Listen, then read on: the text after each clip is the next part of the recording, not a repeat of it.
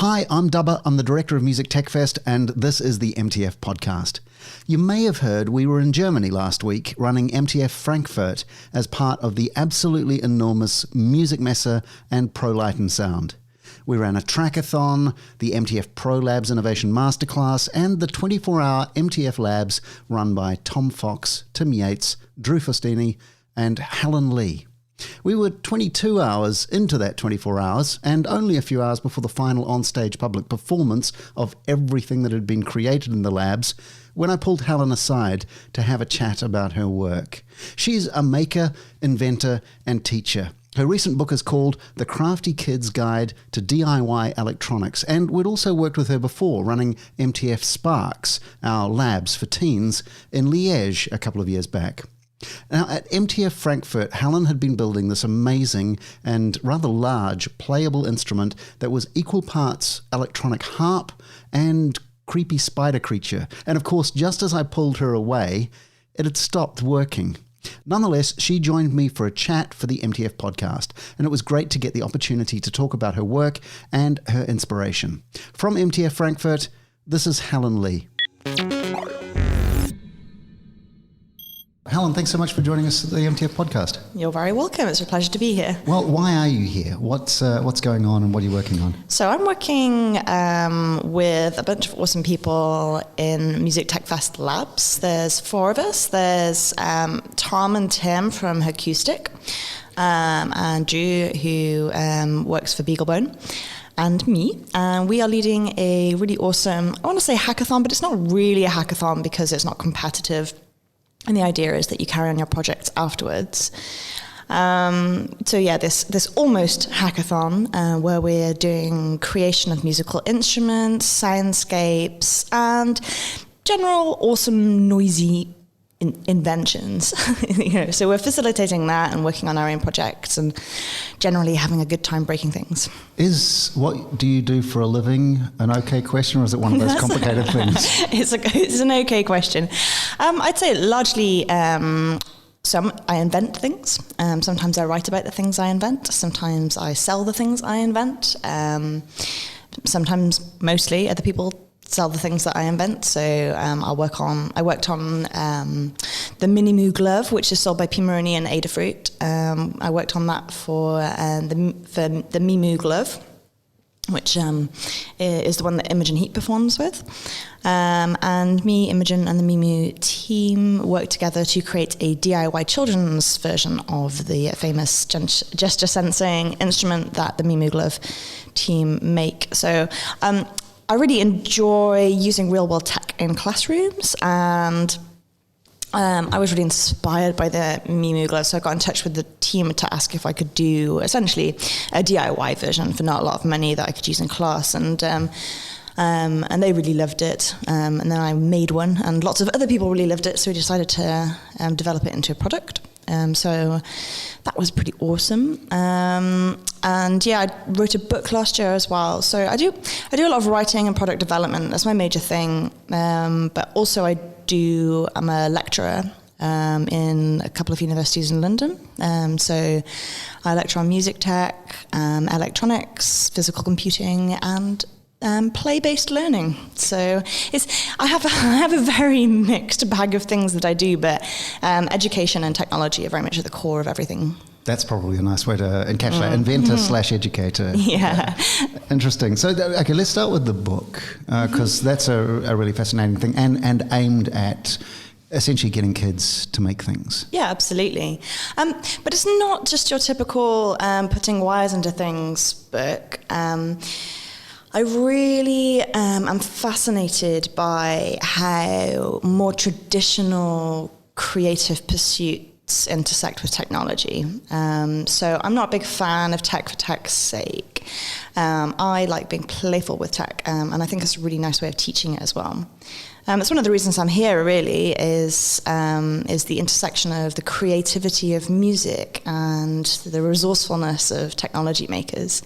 And another region that I enjoy is craft. So craft and kind of handmade things and how that fits in with technology. I mean, often in the media you'll see them pitted against each other, robots versus craft, or handmade versus mass-produced. But I actually think that's a false dichotomy, and that there's so many beautiful things happening in the intersection between craft and technology. And I really wanted to write a children's book that celebrated that and used craft as a way into technology, and technology as a way to augment craft.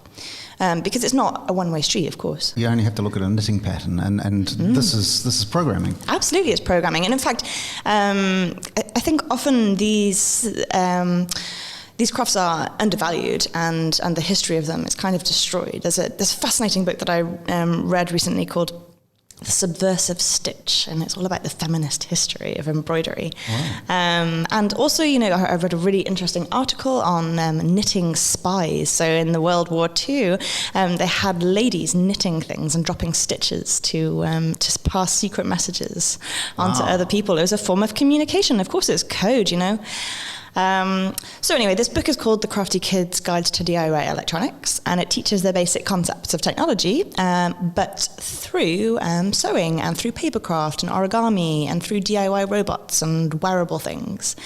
It's very much like project-based. It's not a textbook at all. I mean, you do learn something in every project, but it's set in the context of a project. Things like making a moving origami ladybird that buzzes around, or a secret mood signal badge that teaches you the basic concepts of binary.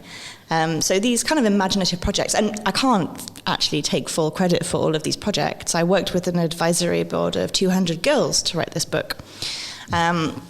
And they were on my mailing list, and I would send them hundreds of ideas, and they'd come back and vote on their favourite ones. So actually the inclusion of every single project in that book is thanks to a group of girls, and not thanks to me at all. In fact, lots of my favourite ideas were completely designated uncool by the committee of girls. Yeah. So what were you like as a kid? I was very bookish, I think. But yeah, I read a lot. I mean, I still do read a lot. But I've been a runner my whole life as well. And I think that's where I sort through a lot of my kind of creative thoughts and technical thoughts as well. So I sort through a lot of stuff. Running's really important to my mental health and my creative life. And I've done that since I was a little kid. So I was very sporty, but kind of like sporty and bookish. I actually didn't get into technology until much later in life. When I was a kid, I mean, I've never been afraid of tech. It's always kind of been around me. But at school, when I was at school, learning technology meant learning how to type or learning how to use Microsoft Word. There was I didn't see code until I was 18. I didn't really write any kind of code until I'd left school. So, I mean, and I find it so fascinating. But it was applied, So writing code for code's sake has never been something I've ever done. I've never officially learned a language outside of learning how to do a certain thing. Right. And actually, that's kind of how a lot of my favourite coders learned. And I try and apply that approach and that project-based, creative technology approach to all the things that I write. And like when I'm designing curriculums or creating computing programs now, I try and apply the way that I learned it. And because it is very different, the way you learn it in a formal setting is extremely different to the way that you learn in an informal setting, which is much more project-based, which is kind of how we learn at these hackathons, actually.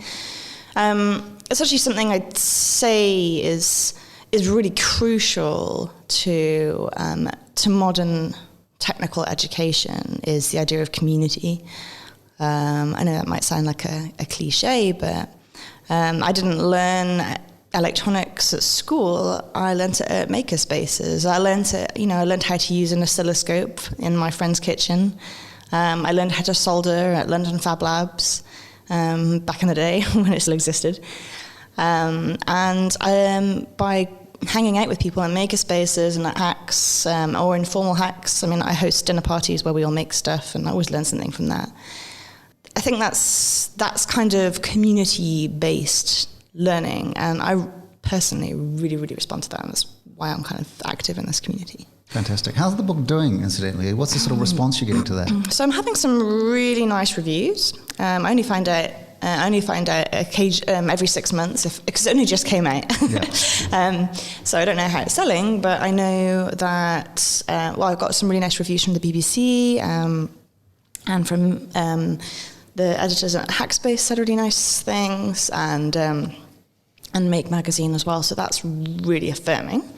But really, the things that make me happy aren't the kind of pundits. It's seeing, because I'm very active on Twitter, and people do tend to at me with projects that they've made or their classes using it, or their children who've made things. And I mean, you can never really tell what impact you're having, but I like to think that, from what I can see, it's certainly doing something that is a different approach. The kind of creative handmade technology seems to be really resonating, particularly with parents and teachers, which is really nice to see. Fantastic. So, yeah. Tell me about Do It Kids. Do It Kids is a home for all sorts of my projects. I mean, we started off this conversation by you asking me what I do for a living, and it took about half an hour for me to say, well, not really. I don't have a job. I don't really know what I do for a living. I just sometimes earn money doing cool things. Do It Kids is really just a home for a lot of the stuff that I do in creative tech, whether that's creating a real product in a box like the Mini Mew glove, whether it's some robotic unicorns that I made on a residency, or whether it's the creepy goth spider circuit sculpture that I've made today that'll go up there as well. It's like a portfolio home. I mean, for the stuff that I do, and also for the stuff that my friend and longtime collaborator Phoenix Parry does. Sometimes we work together and sometimes we don't. But I mean, really, I'd like it to grow organically grow. I'm not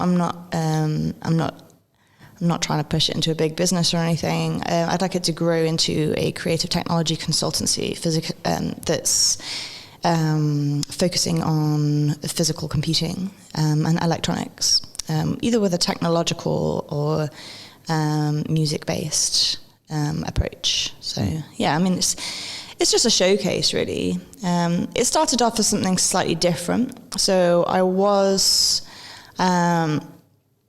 doing a bunch of my own products. So I did, these were all like handmade by me. I would make them all in my makerspace, I was doing batch runs and so on for various different kittable projects based on my work.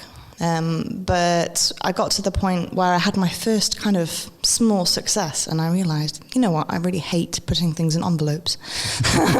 This is not the life for me. Right. I'd much rather do the prototyping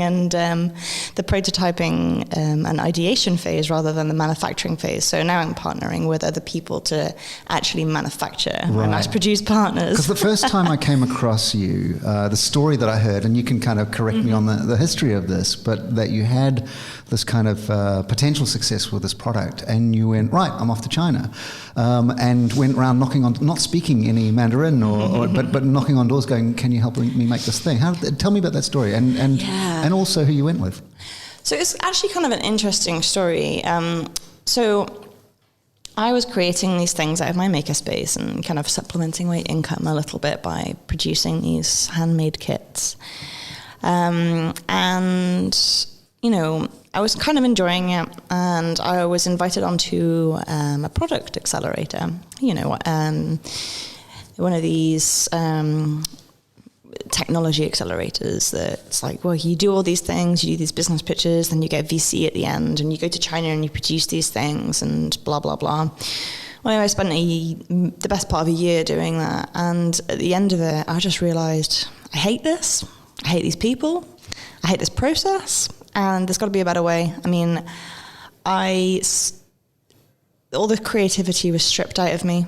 It was endless, 3 to 5 year projections, which, by the way, are completely stupid. You can't project what's going to happen in 5 years. And it's all about like shipping to China and making mass volumes of things made out of plastic by people working for not much money. And I just thought that, like, how soulless that whole industry is. I mean, and also VC is like kind of VC. It can be a complete crapshoot. It seems like I've seen a lot of potentially sustainable businesses, small businesses, I might add, being destroyed by VC because VC isn't interested in small profits or sustainability. It's an investment scheme. Yeah. For rich people. And they don't care if they destroy 9 companies as long as one of them is huge. Yeah. And I think VC is actually really harmful for people who just want to make a living rather than make a killing. And I decided that I don't want to make a killing. I want to have a nice life, not be completely exhausted, do creative things, impact people, and not fill the world with more plastic crap. And how's that coming along? It's coming along great. Apart from the exhausted bit. I'm actually apart from today, I'm doing I'm not as exhausted. I still work really hard. I work every day, but I love my work. Yeah. I've taught tens of thousands of people about technology, and I will continue to do that for the rest of my life. Yeah. I'm a lot financially way better off. Now I'm actually working for a living.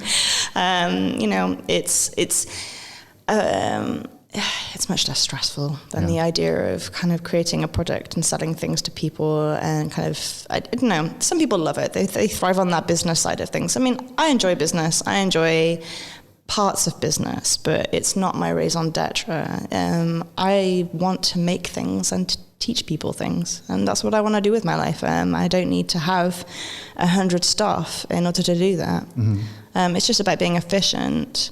If I wanted to be a kitting company, that's something different, right? But I realized fairly swiftly that being a kitting company means that you're about manufacture and logistics, and I don't necessarily enjoy that.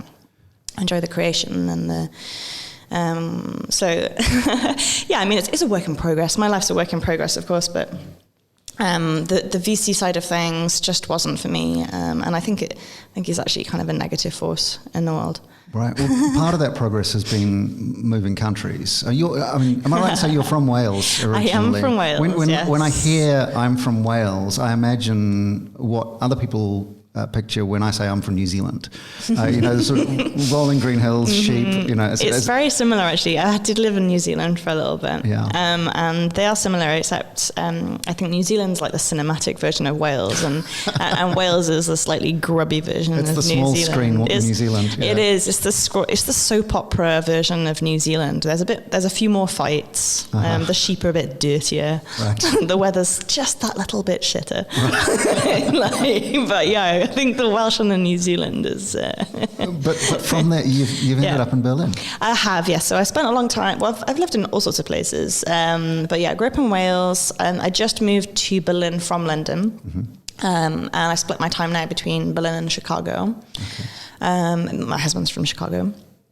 Congratulations on that, by the way, because that's a new thing. That is a new thing. We eloped in February, so that was quite fun. And overlapping interests, clearly. Tell me about absolutely. Drew. Tell me a little bit about Drew. Drew is a hardware designer and embedded systems engineer. Works for a really cool company called Oshpark. Oshpark are an open source hardware. Mm-hmm. So basically, you can get your PCBs printed with them, and they're really nice quality, made in the US. Right. They're all purple as well. Okay. So he does like projects and designs for them. They're really popular in music tech actually. So if you open up most analog synths, modern ones, you might see purple PCBs inside. Okay. So lots of modular synth stuff is powered using So that was the Chicago draw card. What was the Berlin draw card? So Berlin. Okay, so Berlin was a kind of a spur of the moment thing. Okay, so my makerspace in London closed, and I loved it. It was a real nice mixture of artists, designers, technologists, real nice gender ratio as well. You know, people who specialized in woodwork, people who specialized in 3D printing, people who did lots of electronics. So it was really nice to be able to be able to, when you wanted to do a project, know that there was someone in the room who would be able to help you with every part of it. But they put up the rent 3 times, and we had to move out. So I was kind of at a loss. Like a lot of the other places in London had closed down. I'm not saying that there's no makerspaces in London, of course there are, but like all the ones that I had been working in were either moved or closed down or greatly reduced. So I was kind of thinking, well, what am I going to replace this with? And also at that time, I realised, oh my gosh, Brexit's not going to be stopped, is it? It's actually going to happen. So I thought, right, let's get out of here while I can. So I was thinking about places to go, and I know through the music tech scene, actually, that there's a lot of music tech happening in Berlin. And I was asking around, and it seemed like there's incredible makerspaces, really interesting people, very international. So I basically put up a message on Facebook saying, thinking about Berlin. Anyone got anything to say? And Matt from Music Tech Germany said, oh, my girlfriend's subletting a room. And I was like, I'll take it. So I moved to Berlin 3 weeks later. Right. Amazing. and clearly that was a good idea. Yeah, it was. I've got my own apartment next to Johannes from Dada Machines. Like, we live literally next door to each other. Wow. And then, so yeah, we're like the nerdiest top floor of all time. In fact, Andrew Hockey is also a music technologist who's here at the Hack as well. He's currently in my apartment while I've been in the UK. Uh-huh. So we've got Johannes, me, Drew, Andrew, and then there's a musician, another musician next door who makes her own instruments and plays various instruments. So basically, we're the nerdiest, most musical floor of an apartment. You're basically a mini music tech fest without the signage. Yeah, it really is, and we do actually often host. I cook quite often, like when I'm in Berlin, and host maker dinner parties, and we sit around. Last time we did we ordered in pizza and wine, and we all sat around and made a cardboard robot that delivers ice cream and wine. So of course you did. Yeah, and then we made a whole bunch of music, which was really nice. Ended up doing some drone music, accompanied by us reading code out of a textbook in a dramatic fashion. So it's a very music and nerd top floor apartment. It's kind of fun. Yeah, as you can imagine, Berlin's awesome and I love it. Yeah, right, the makerspace scene is so good. You know, there's loads of real cool stuff going on. It's a really affordable city to live in. It's very international. You don't have to speak lots of German to live there. I mean, obviously, it's polite to learn, but you can move there without speaking German. So, you know, it's a pretty great place. Fantastic. And you're clearly funded by the tourist board. No, I mean, actually, I don't want more people to move to Berlin. So it's a terrible place, you know. Dragons. Definitely well, don't you know all about them coming from Wales, of course. Yeah, exactly. This is not your first MTF experience. No. What surprised you about this one? So it's the first time that there's been so many traditional instruments in the room, actually. So that was really fun, seeing like there's a trombone and a cello, and someone who's talking about... And also a trombonist and a cellist. Yes, exactly. Which is helpful. Yeah. So it's really nice having that mixture of traditional instruments and the weird stuff that we do. So that's really nice. And it's also really nice to see progression in the same thing. So Tom Fox and I have been working on microbit stuff for quite a long time, and also Tim as well. So weirdly, we've all gotten into microbit, and it's really nice to see their projects taking off. I mean, so in the last year, since the last time we hacked together, in fact, so I made Tom his first microbit glove. So the orange glove he uses, I actually sewed that for him.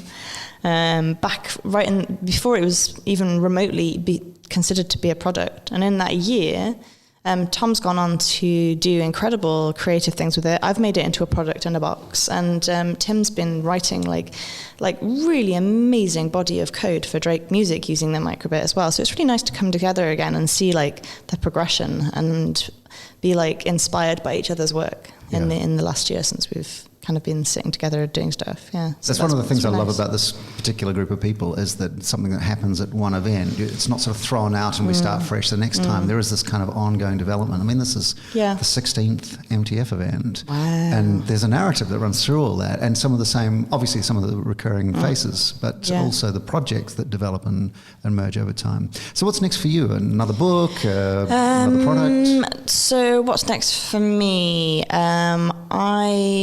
I've got a lot of speaking engagements over the next couple of months, and a bunch of curriculum writing to do. So doing some core writing. I'm writing, and I'm doing. Oh God, so depressing. So, this year I was supposed to be dedicating myself to YouTube, to learning my craft at YouTube. So basically, I've been writing for a really long time. I can create content, like world-class content by writing. It's absolutely no problem. But more and more people are asking for video stuff. So I'm just like, okay, sure. I'm quite good in front of a camera. I'm perfectly fine to be a presenter, but I need to build up my portfolio on YouTube really in order to kind of be at the top of my game. And I've just not gotten around to doing as much as I would have liked this year. Right.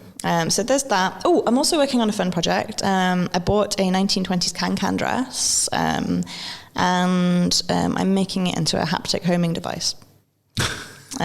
So this year for me is about two things. It's about learning YouTube and kind of getting that up there. It's also about learning. I really wanted to learn, because a lot of people when they're interested in electronics, they go for the LEDs, but like LEDs leave me cold. I can't be bothered with, LEDs in clothing. I'm interested in our sound, obviously, and also haptic technology. So I just really wanted to up my haptic knowledge. So I'm making a big project that will help me learn about all the different ways of controlling haptics. So a haptic homing device in a can dress. Yes. You'll find your way home, but you have to do high kicks all the way. No high kicks. It's basically, the first iteration is just a compass. So I'm using a sewable magnetometer and like a grid of small vibration motors that are controlled in a number of different ways. And they just nudge you in the direction that you need to. Exactly. But the next version will be using GPS. Okay. So I'll be able to input destinations rather than know the direction. So, the first version is like, go, if you know that you need to go north, it will tell you how to get there. But the next version, I need to integrate GPS and some kind of I think I know how I'm going to do it, but I don't like to prejudge how projects. I mean, I came here expecting to make a very small, neat harp, and I've made like a sprawling, dead insect goth sculpture. So you don't know how projects are going to turn out. But it's all about learning. So yeah, I'm learning haptics and YouTube, and The YouTube thing's interesting. I mean, I was actually going to ask you, when's the big sort of superstardom on YouTube goes? But there's actually a few, I guess, models that you could kind of look at and go, I could do it that way, I could do it this way. I could go completely look mum no computer, or I could go totally Simone, or I could go Andrew Huang, or I mean the thing is, like, I still need to make a living in between all my projects. So it's basically important for me to balance learning these new skills with being able to pay my rent. So the best way for me to go about it is to produce video for clients. So I already do that. I don't produce the video, but I present for people. But those tend to be kind of closed systems, right? So I was the face of Microbit for a big project in the Western Balkans, and did a series of 12 lessons, essentially, 12 teacher training videos. Okay. So my presenter skills are pretty much down, but I need to be able to balance those kind of projects that I can't use as my portfolio and I can't show to a general audience with ones that are a bit more, that I will write myself. But those take a long time. They're very labor intensive. So target audience for this, kids? Yeah, I think so. I really interact nicely with the 7 to 14. They're my favorite age. They're super curious, not super grumpy. They're kind of capable, and it's really easy to make them feel really excited. Yeah.